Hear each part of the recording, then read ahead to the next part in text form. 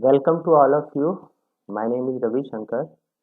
So today I will teach you system and classification of system. So this GATE lecture is for AICTE Prerna scheme that is conducted by MITS Madnapalli. So let us start the systems and classification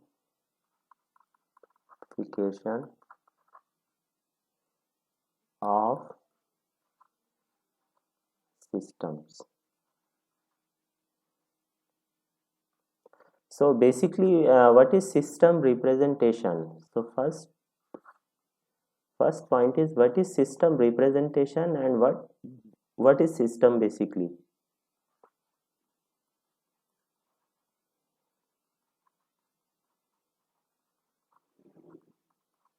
So how to represent a system? So first, what is the definition of system? So a system is so the definition of system is a mathematical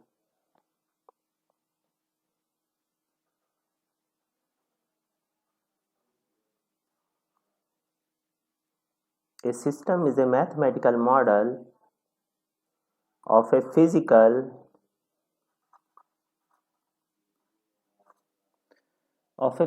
process that reads of a physical process that reads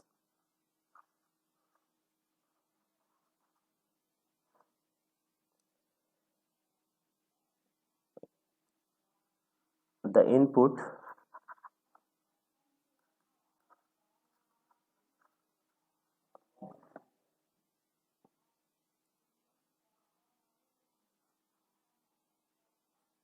and input is also called excitation.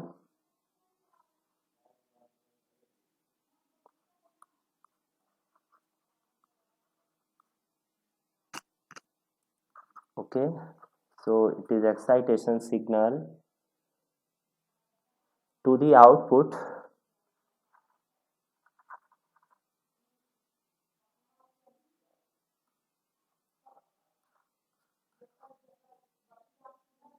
to the output or response. So that output is basically it is also called response signal. So basically we have two signals. First is called input signal. So that input signal, another name is excitation.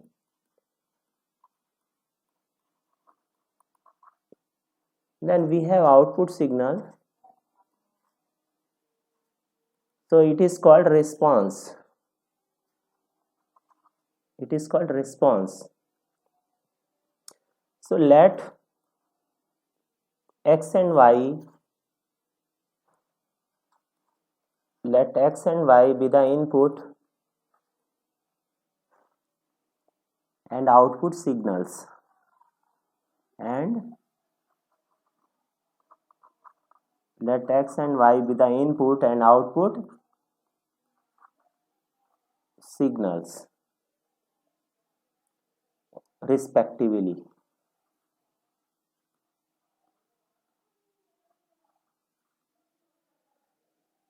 of a system.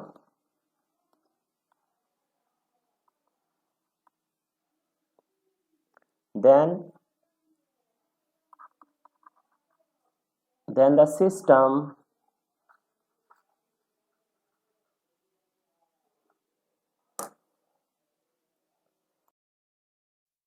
then the system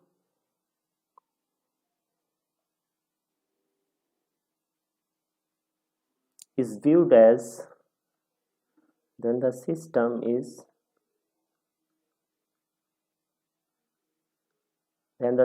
is viewed as a transformation as a transformation or mapping. Transformation is also called mapping or mapping of x into y. So basically that system will transform your input, that is x, to output, that is y. So basically this transformation is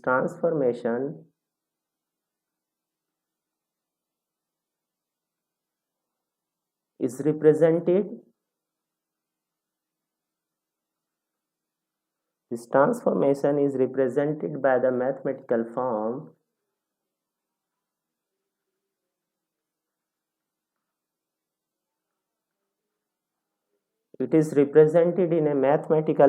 y equals to trans tx. So what is t? So where t is the operator, so t is basically a operator representing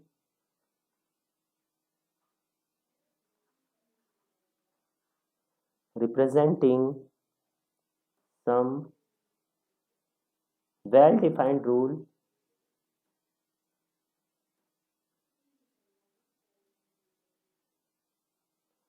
by which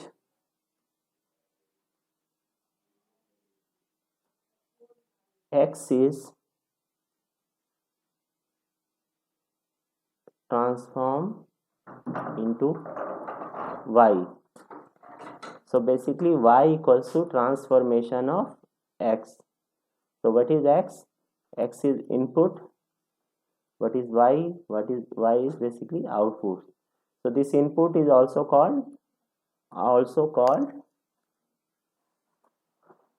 excitation, and it is also called response.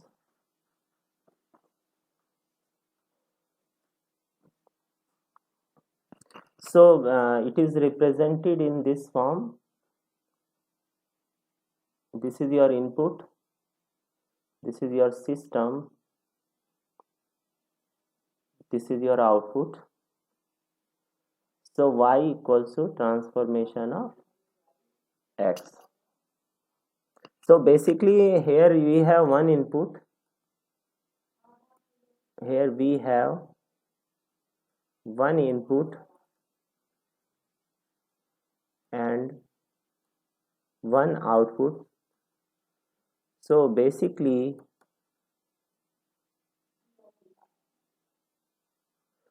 this is a seesaw system.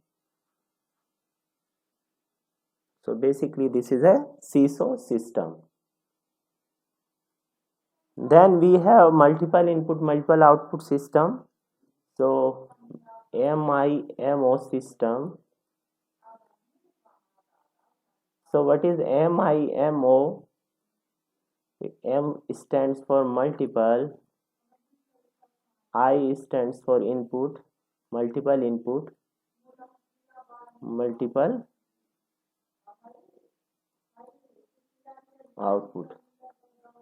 So basically it can be represented in this form. So we have x1,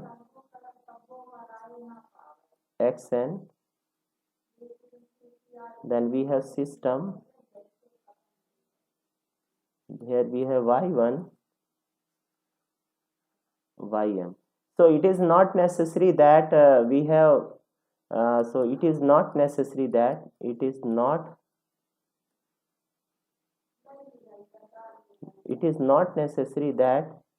there are equal number of input and output values.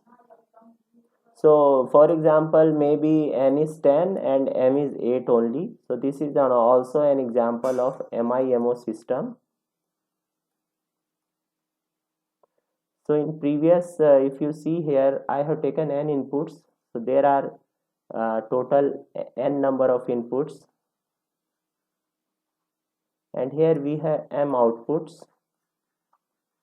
So it is not necessary that we are always have equal number of input and output. So this is an example of MIMO system. Then another definition, another classification is we have continuous time system,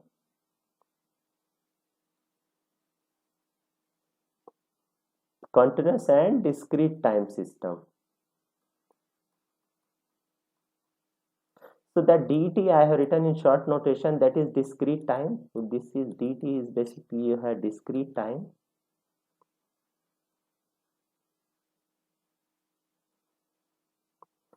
So basically if we have continuous time system, then this is our input, that is xt, this is our output, that is yt. So this is our system t. So this is an example of, this is continuous time system.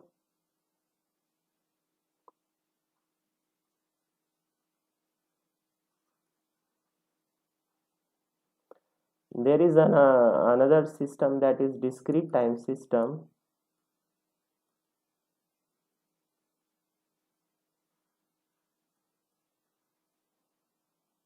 So we have this input xn, then we have output yn, then we have system,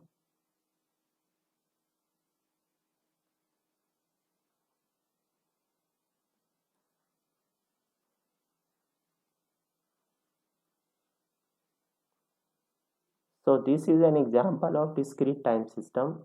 So this is a discrete input, so this is discrete time input,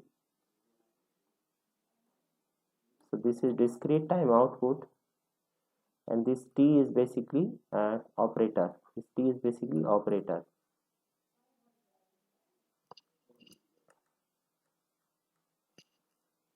So this is basically transformation operator.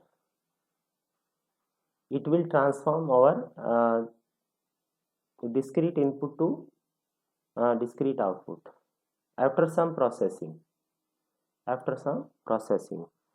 then we have another system, then we have system with memory and without memory.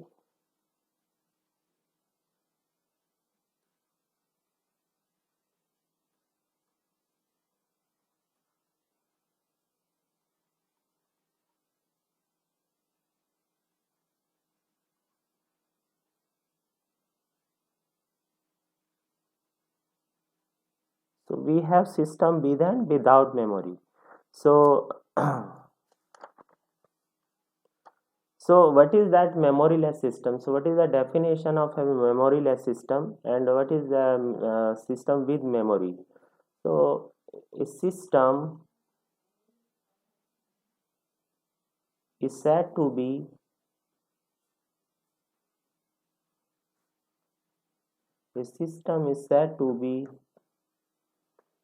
memoryless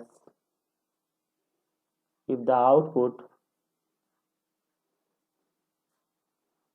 at any time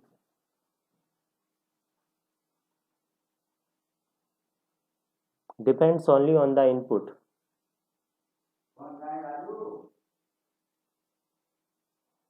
Depends only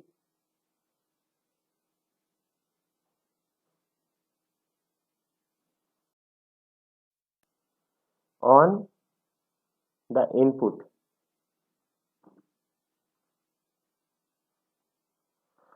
at that time, basically present input, basically present time input. Otherwise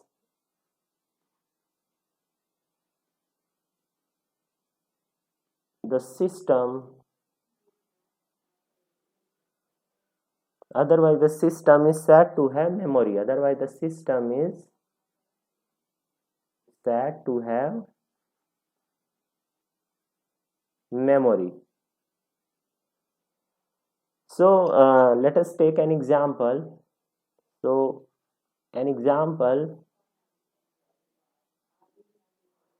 of a memory system of a Memory, let us take an example. First take an example of memoryless system. So an example of a memoryless system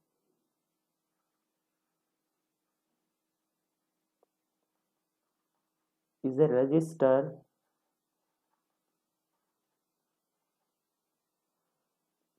register R with the input xt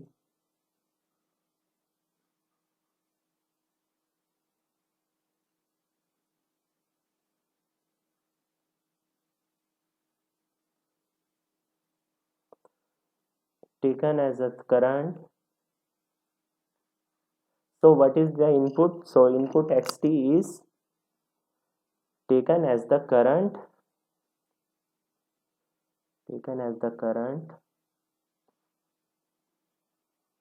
so we are taking current as the input, and the voltage, the voltage across the resistor is taken as the output, and voltage across the resistor is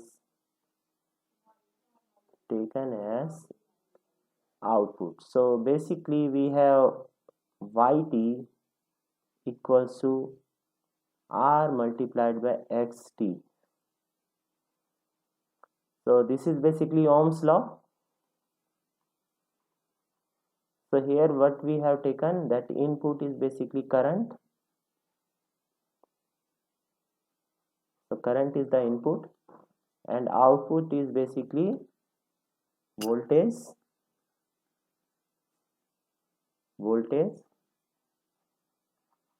across the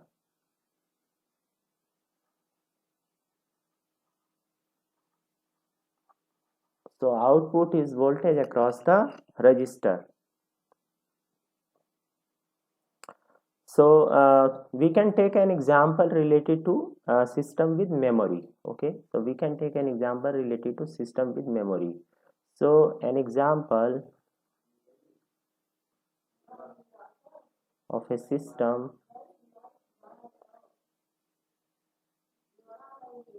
with memory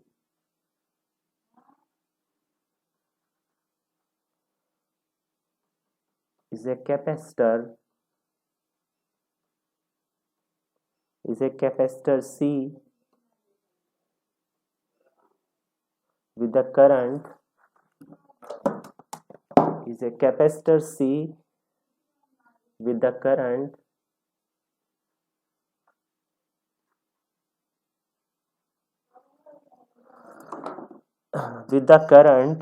as the input,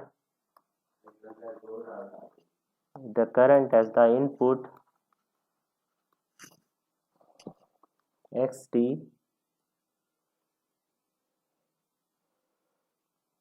and the voltage across capacitor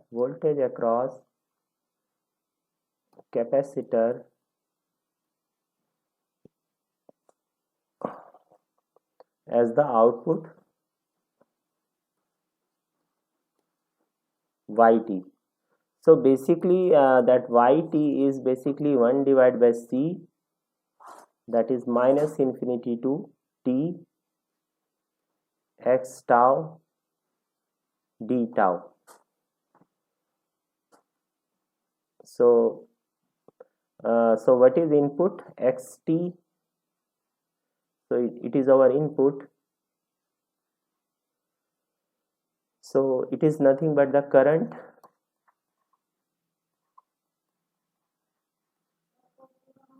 flowing across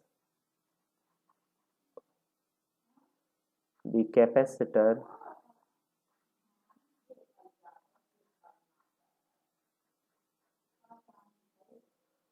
and we have output. So yt is basically output. It is voltage across the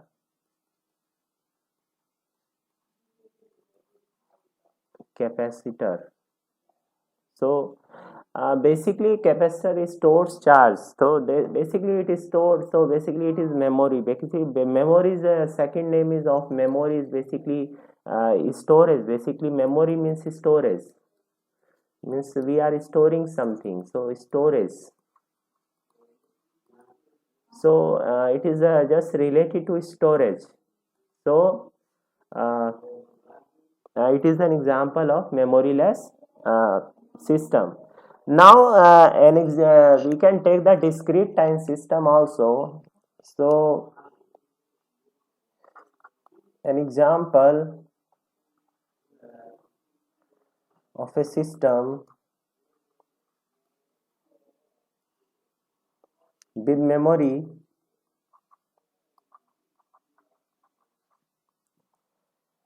is a discrete time system.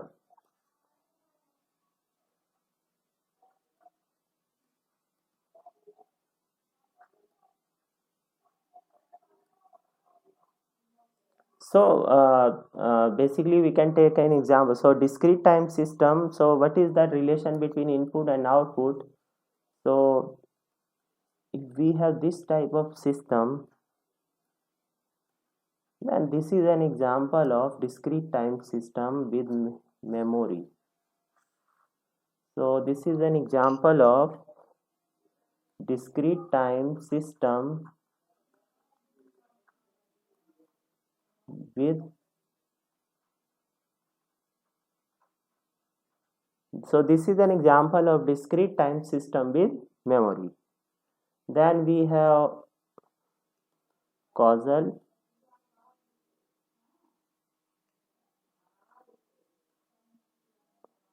causal and non-causal systems. So we have this non-causal system, causal and non-causal system. So what is the definition of causal system and what is the definition of non-causal system? So a system is called causal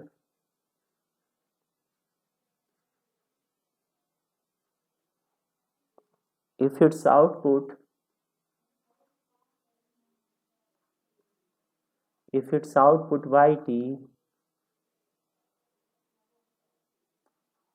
at an arbitrary time t equals to t naught depends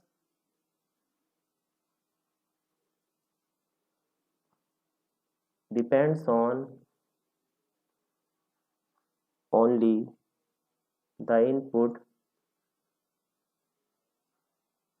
xt for t is less than or equal to t naught. So what is that? So basically that is the output of a causal system, that is the output of a causal system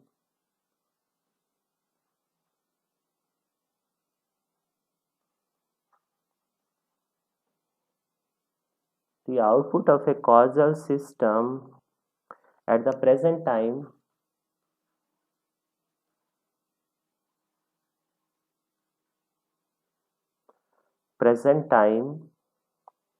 depends only on the present time depends only on the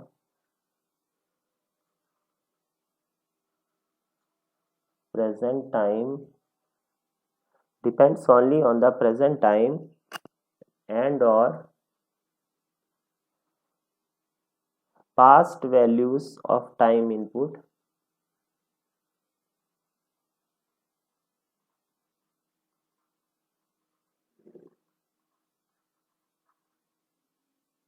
past values of time input, not on the future value, not on the future input, not on the future values. Thus in a causal thus in a causal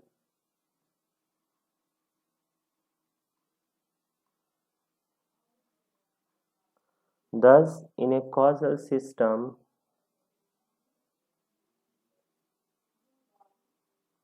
if it is not possible thus in a causal system it is not possible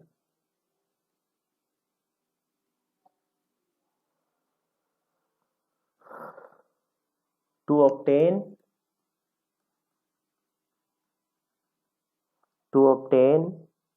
an output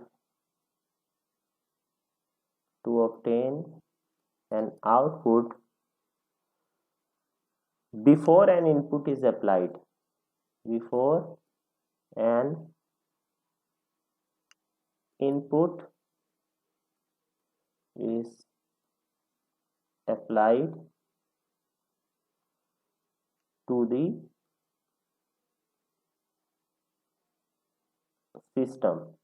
So basically that present output depends only the present input as well as past values of the input, but it will not depend on the future. So this is basically called the causal signal. So this is basically called the causal signal. So what is causal signal in short? So present output, let us summarize this. Present output depends on only present input plus past value of inputs.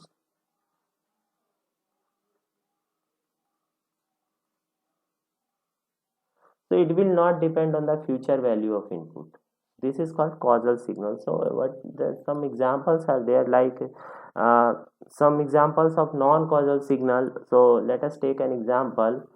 So yn equals to xn. This is an example of causal signal. That is very straightforward. But if you are taking yn equals to x minus n, then this is an example of non-causal signal. So why it is non-causal signal, we can explain it beautifully. Take n equals to 0, so y0 it equals to x0, no problem. That present input at what is the time at we are taking input t equals to 0, n equals to 0, the output is also at n equals to 0. But if we are taking n equals to minus 1, then the output we are taking at n equals to minus 1, but that input we are taking at 1. So basically that it depends on future input. So basically the output depends on future value of input.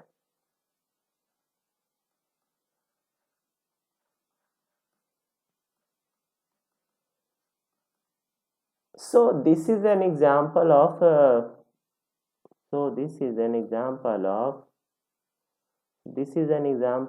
non-causal system. This is an example of non-causal system. Then we have linear and non-linear system.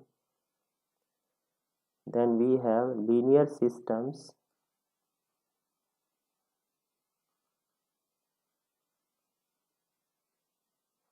and non-linear systems. So for linearity, we have to satisfy two properties. First property is called additivity, and second property is called homogeneity. If the system is satisfying these two properties, then this system is linear system. So let us discuss this property one by one. So first the property is additivity property. So what is that property?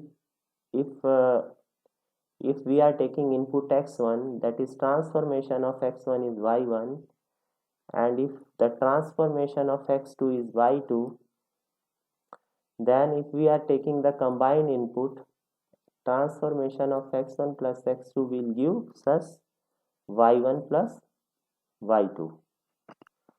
So this is called the additivity property. Then second property is called homogeneity property.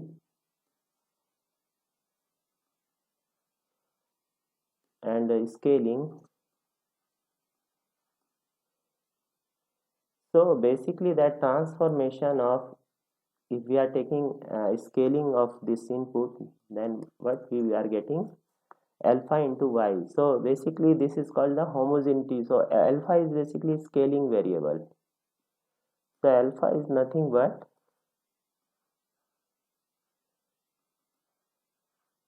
scaling variable. So this property is true for any signal x.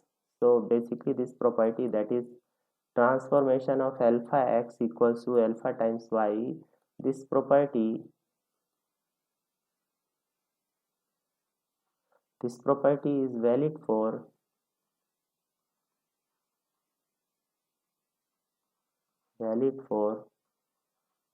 any value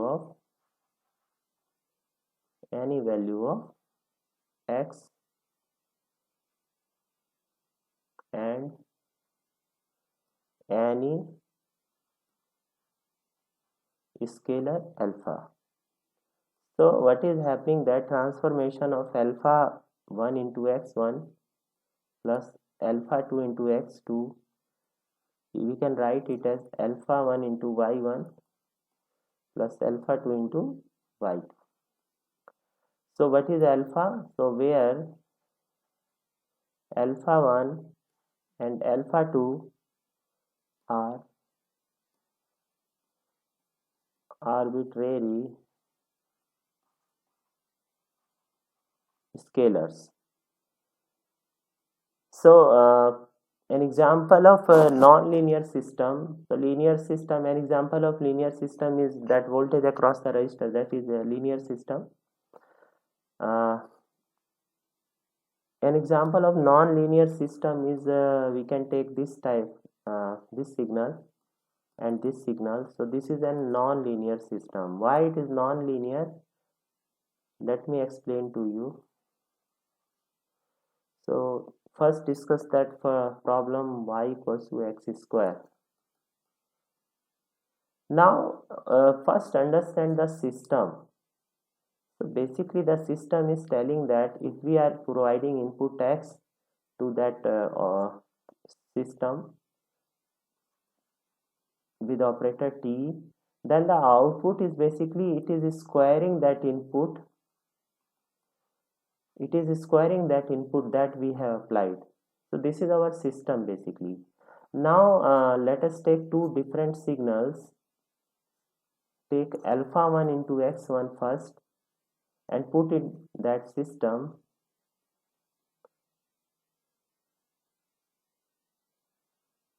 So now apply this alpha 1 x1. So what should be output? So the output is basically y1, that is transformation of alpha 1 into x1. And what should be the output? The output is basically squaring of this signal. Basically this is squaring. Now if we are taking alpha 2 into x2 and we are putting in this system, then what is y2? Y2 is basically transformation of alpha 2 into x2. So that is alpha 2 into x2 whole square. Now if we are applying both inputs together, alpha 1 x1 plus alpha 2 x2 in this system, then it is basically transformation of alpha 1 x1 plus alpha 2 into x2. So it is nothing but alpha 1 x1 square alpha 1 x1 plus alpha 2 into x2 square, that is not equals to y1 plus y2. That is not equals to y1 plus y2. So this is an example of, so this is an example of non-linear system.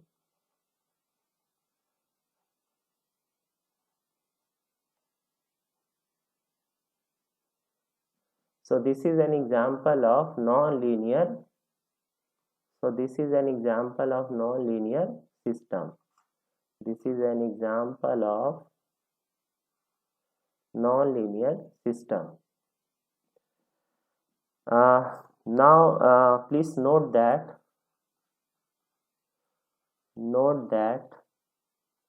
a consequence of the homogeneity or scaling property of non-linear system is that a zero input yields a zero output. So basically we are there is concept called ZIZO. Okay, so please note that a consequence of the homogeneity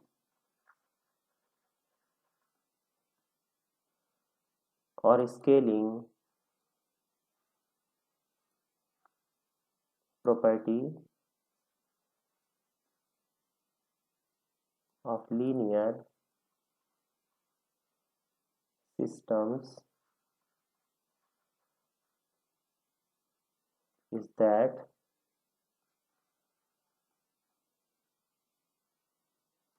a zero input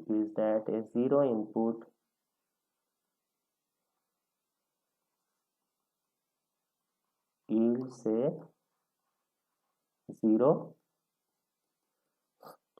output. That is called ZIZO. This is called ZIZO. So what is ZIZO? Z means zero, I means input, then we have zero output. So this is called ZIZO, zero input, zero output. Then we have time invariant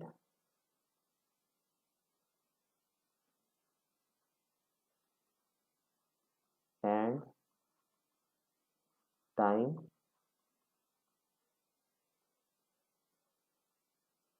then we have time invariant and time variant systems. So a system is called time invariant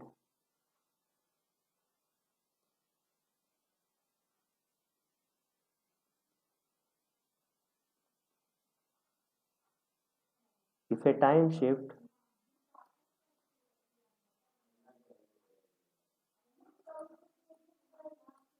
if a time shift that is it can be delayed or advanced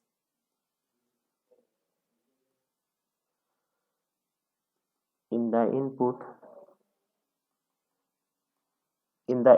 signal causes the same time shift in the output, the same time shift in the output in the output signal in the output signal. So thus for a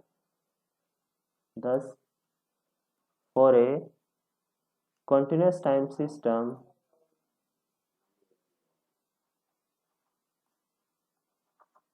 the system is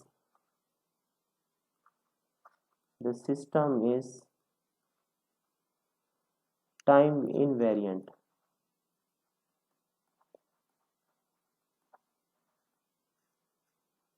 So basically that transformation of x t minus tau will provide y t minus tau. So the transformation that so basically that x t minus tau will provide y t minus tau. Then we have another system. So it is for any real value of z. So for any real value of tau. For a discrete time system, for a discrete time for a discrete time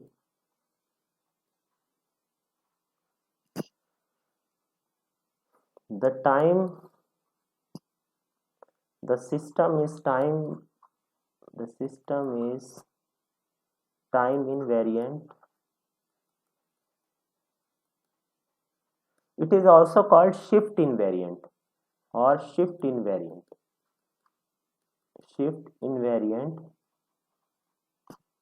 if transformation of x n minus k is basically y n minus k, and it is applicable for any integer k. Then we have LTI system, that is, so what is LTI system? So we have discussed the time invariant property and we have discussed the linearity. So if the system is time invariant and linear both, if the system is time invariant and linear, then this is called the LTI system. If the system is both time invariant and linear, then it is called the LTI system.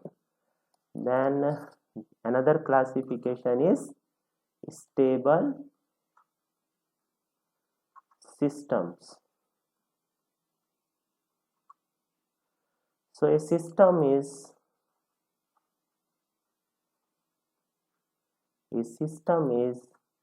bounded input, bounded output, stable if for any bounded input x,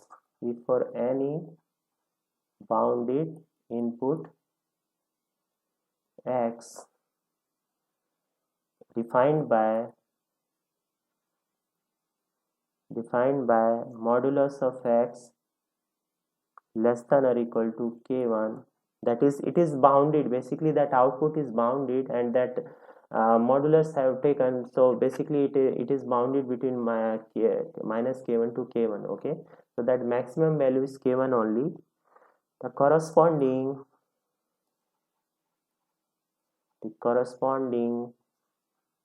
output y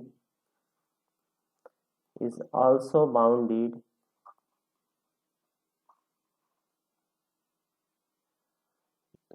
defined by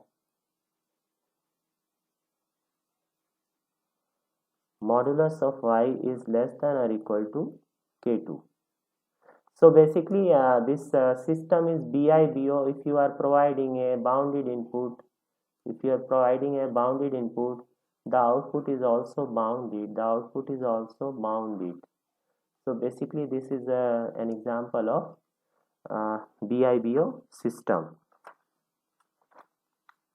So what is K1? So where K1 and K2 are finite real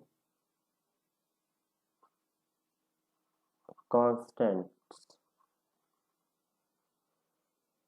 Then we have feedback system.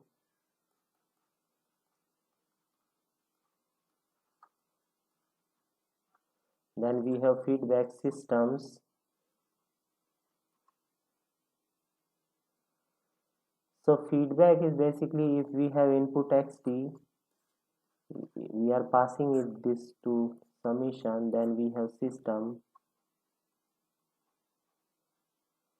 then this is your output yt, then a part is fed back to the input. So this is your feedback system.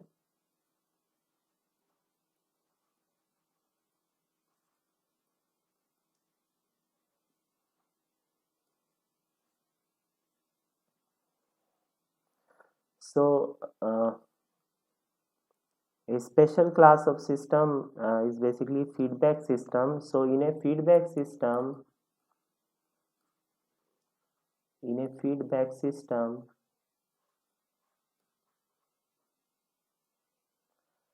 the output is the output signal is fed back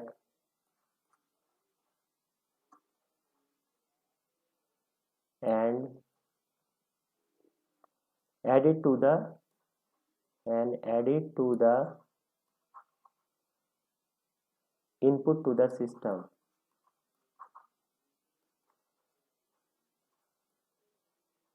So we can see in a previous slide that that output basically what we have done here, that we have provided a feedback, okay, of the output signal of output yt to input towards the input. So this is a call and feedback system. This is called a feedback system. So let us solve some problems. Let us do some problems. So related to shifting, let us do some problem related to shifting. So this is our classification of system, that is, all these are classification of systems. So let us solve some problem. So let us solve example number 1, that is better to start in next page. Example number 1. So this is our xt. Take xt as an input. This is our xt, that is signal. So it is xt.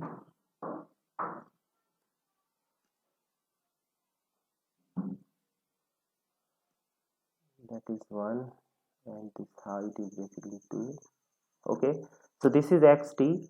So what we have to plot? We have to plot xt multiplied by u 1 minus t, and what should be the output? We have to find out this. Then we have xt then multiplied by ut minus u t minus 1. So these two, and the third one is xt multiplication of del t minus 3 by 2. So let us solve the first problem, that is part A. So what is part A? What is result of xt multiplied by u 1 minus t? So first plot u1 minus t, then we can find out the product of these two, graph of these two products. So what is the graph of u1 minus t? How to plot u1 minus t? So how what is u1 minus t? What is the definition of u1 minus t? So let us take here 1 minus t is greater than or equal to 0, 1 is greater than or equal to t, so t is less than or equal to 1. So basically ut is equal to 1 for t less than 1, and it is 0 for t greater than 1. Okay, so u1 minus t is nothing but for t less than 1. So this is our 1. So t less than 1, it exists, otherwise it is 0. So this is our definition of u1 minus t. This is our graph of u1 minus t.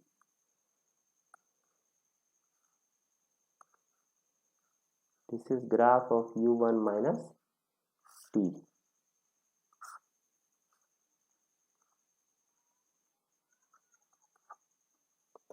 Then we have xt. So this is graph of xt.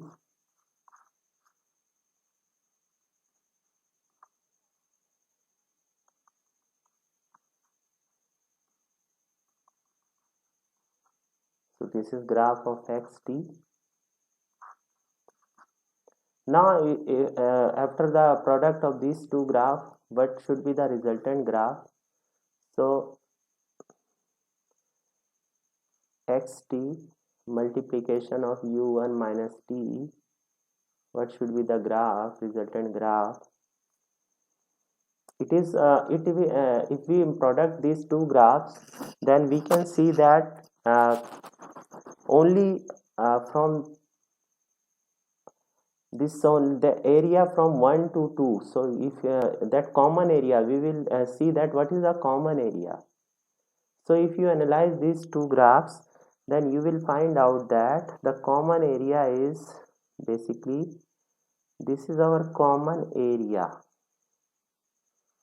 this is our common area. Basically from 1 to 2 there is no value here, it is 0. Here also you have this 1 2, so basically 2 into that area, that common area is here 0, so we will take 0 with a minimum common area. Basically we are taking only intersection that is common between two graphs when we are doing product. So basically this is our the resultant graph. So what is the graph of xt u1 minus t? So this is the graph, it is 0 1 minus 1 1 only. Then comes to second part, that is b part. So what is that part? xt, what is the question? xt multiplication of ut minus u t minus 1. So let us draw the graph of this portion. First draw the graph of this portion, that is ut minus 1. So if we draw the graph of ut minus 1, then this graph is nothing but a box from 0 to 1. So this is ut minus 1 graph. So what is graph of ut minus 1? ut minus of ut minus 1. Basically ut is going like this. There is another signal, that is ut minus 1, but negative we are taking. So this is this basically it is negative sign, so it will go downward. So what is when we will add these two graphs, then we will only get that box. So this box is left only, this box is left only. So this is graph of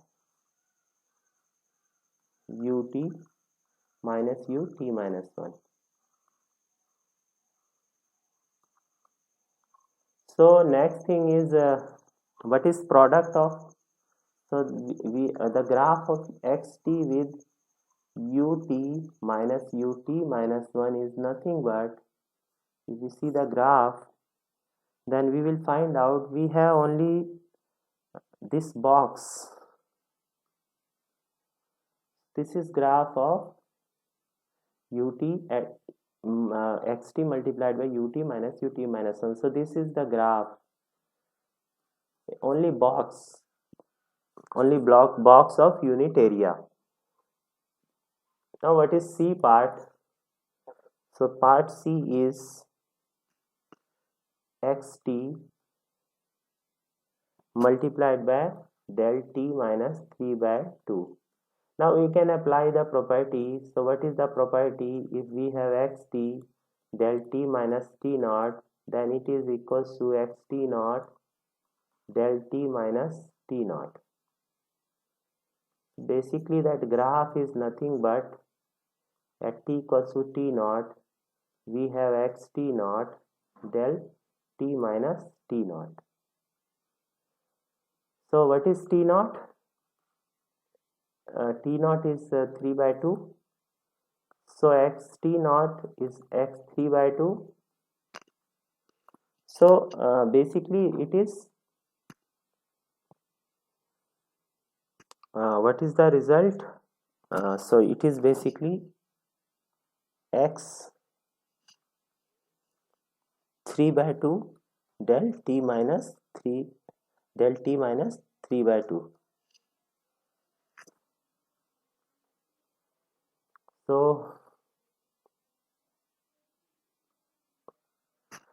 next question is, we can take an discrete time signal. We can solve by taking a discrete time signal. Likewise, uh, if we have this signal, if we have this discrete time signal, let us take an example of discrete time signal.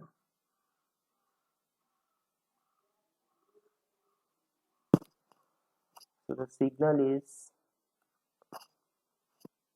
1, 2, 3, -1, -2, -3. Okay, so this is a 1, this is 2, this is 3. So this is our discrete time signal. So we have,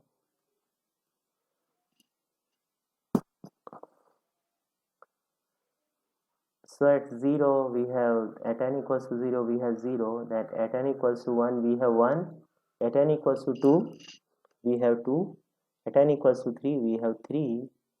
Here we have at n equals to -1 we have 1, and at n equals to -2 we have 2, at n equals to -3 we have 3. So this is our discrete time signal. Now that first thing is, we have x and u 1 minus n. So what should be the result? First we can plot the graph of u1 minus n. So u1 minus n is basically, we have this 1, at 0 also we have 1. So basically this is graph of u1 minus n. So if we find out the product of xn into u1 minus n, then what should be the graph? What should be the common points? So what should be the common points? So the common points are, basically we have 1 here, then we have at -1 we have 1, at -2 we have 2, at -3 we have 3. So this is graph of xn into u1 minus n. Okay. Then we can find out the graph of xn into del n minus 1. What should be the graph? So the graph is very simple. We have only one point left. This is only common point. This is only common area, common point. So it is graph of del n xn multiplied by del n minus 1. We can also solve. We can also find out the graph of xn multiplied by un plus 2 minus un. So first draw this graph, un plus 2 minus un. So what should be this graph? So what is graph of un plus 2? So graph of un plus 2 is basically, we have shifted 2 points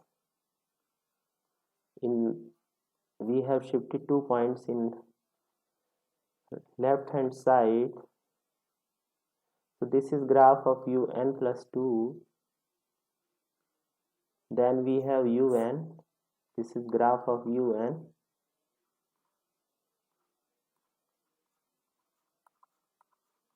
So this is graph of un. Now what should be the graph of un plus 2 minus un? What should be the graph of un plus 2 minus un? If we subtracting this, we are getting this only. This is graph of un plus 2 minus un. This is graph of un plus 2 minus un. Now if we multiply what is the graph of xn multiplied by un plus 2 minus un? What should be the graph? The graph is like this. We have at -1 we have 1, at -2 we have 2, rest all points are 0. Rest all points are 0. So this is the graph of xn. So we can see in previous slide that this is graph of there are 2 points only. In this there are 2 points only. So basically we are taking only minimum points, that minimum points common, okay, the minimum common points. So this is graph of xn multiplied by un plus 2 minus un. Now we can evaluate some integrals. Like the first integral is from -1 to +1, 3t square plus 1 into del t dt. So what should be the answer for this? So let us apply the formula here. So formula is xt multiplied by del t minus t naught is nothing but xt naught. This is called sampling property. So this is nothing but sampling property. So now what is t naught? If we compare with this equation, so t naught is nothing but 0. And what is xt? So xt is 3t square plus 1. Okay. Now another thing is that what is x0, because we have to find out xt naught. So x0 is 1. Now basically if we analyze this graph, then this is our del t. 1 minute, there is mistake. So first analyze this graph, that del t is exists at t. This is graph of del t, and we have multiplied this continuous time function, and what is that value? Better to draw in next page. So basically what we are going to do, we are just multiplying -1 to 1. So 1 multiplied by del t into dt. So basically we are going to integrate del t across -1 to 1. Because how this 1 comes? So basically 3t square plus 1, we are putting t equals to 0.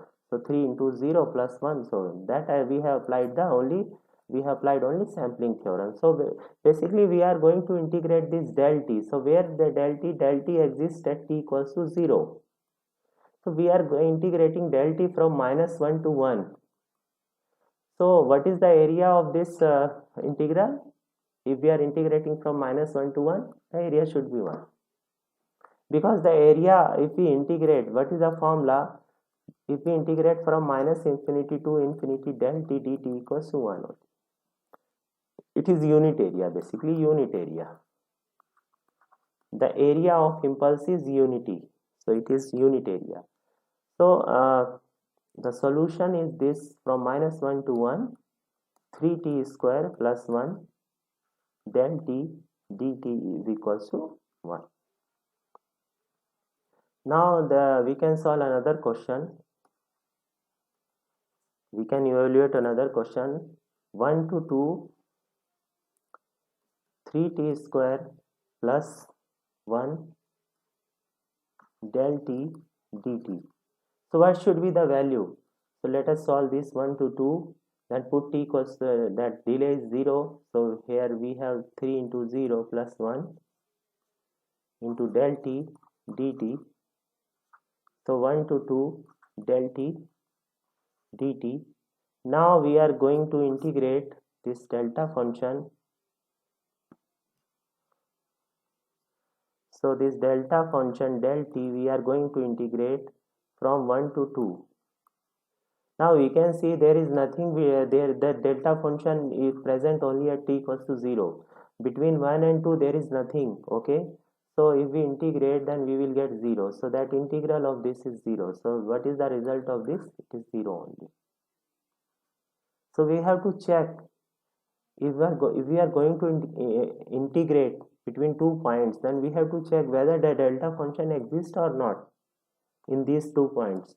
So if between 1 and 2 there is no delta function, then obviously that integration will always equals to 0. So this example, so that's for this example, that value is 0. Okay, the integral is 0. Now we have another question, that is if we integrate from minus infinity to plus infinity, t square plus cos pi t del t minus 1 dt, then what should be the value? So it is minus infinity to plus infinity, and again apply the sampling theorem. So minus what is delay? 1. So 1 is square plus cos pi is minus 1 del t minus 1 into dt. So it is minus infinity to plus infinity. So what should be the result? The result is 0 dt and 0 only, because 1 minus 1 is 0. 0 multiplied by this is 0. So basically the result is 0. So we can solve another integral minus infinity. This type of question is that gate people are asking this type of question regularly, so be prepared for this type of question. Another question is e minus t del 2t minus 2 dt. So we can solve this.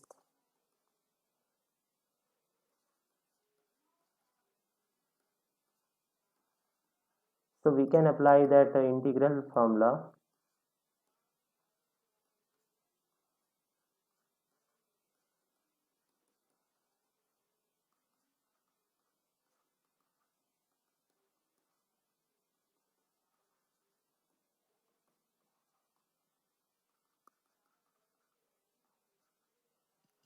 So we can apply that integral formula here.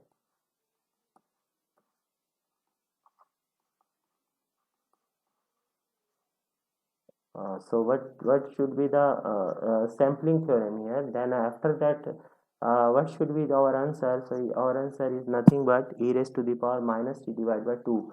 So it is 1 divided by 2e. Why? Because that integration from minus infinity. So why it is happening?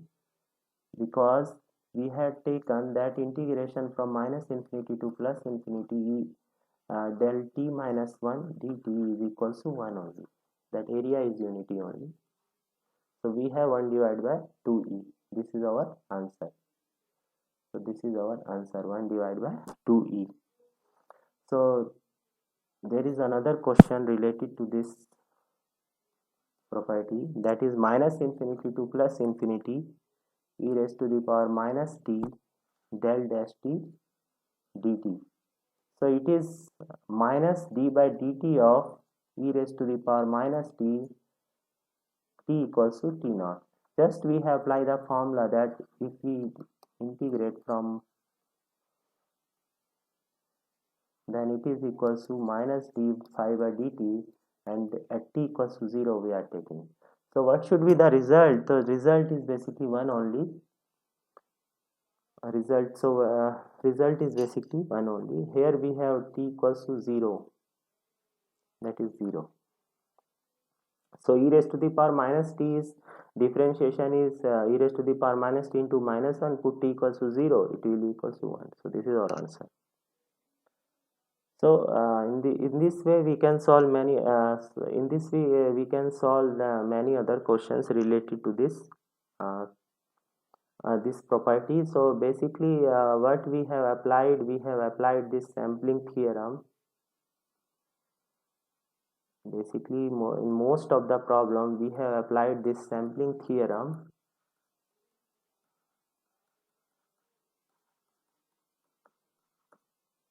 In most of the cases we have applied this sampling theorem.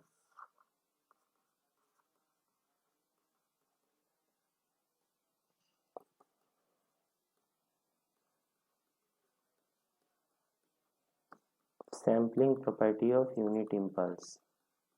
And then we have applied this property that if we are integrating from minus infinity to plus infinity del t, then its area is equals to 1. Then unit area property.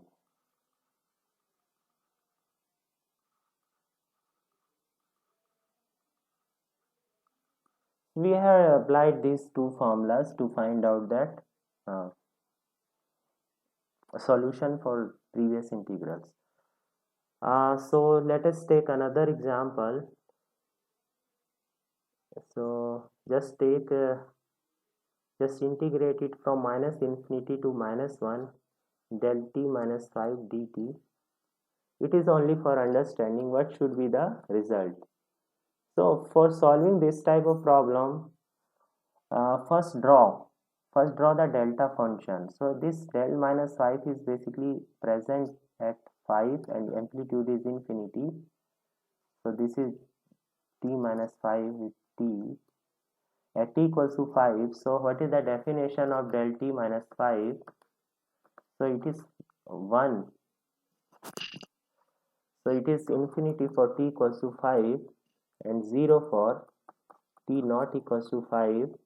And if we integrate from minus infinity to plus infinity del t minus 5 dt, then area is equals to 1. Now in this integral we are integrating from minus infinity to minus 1. There is nothing, there is no function. So what should be the result of this? The result is obviously 0, because we are going to integrate in this area. There is no impulse. So basically that area is 0 because there is no impulse here. Okay, so please when you are going to solve this type of problem, please draw the graph first. Please understand the graph. If you understand the graph properly, then you are able to solve the problem. Otherwise it is very difficult to solve the problem. If you are not going to see the graph properly, then it is sometimes we are going to mistake. We are going to do sometimes we are going to make a mistake. Okay? So thank you all of you. So this is the end for this AICT Prerna scheme and that lecture. Thank you all of you.